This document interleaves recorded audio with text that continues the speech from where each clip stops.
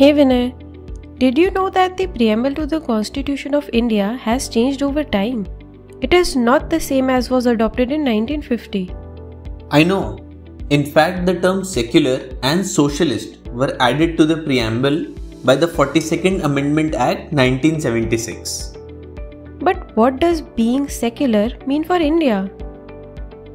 In the simplest of terms, it implies that the Constitution ensures religious freedom and prohibits discrimination.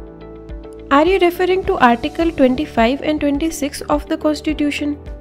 Yes, precisely. They form the essence of religious equality.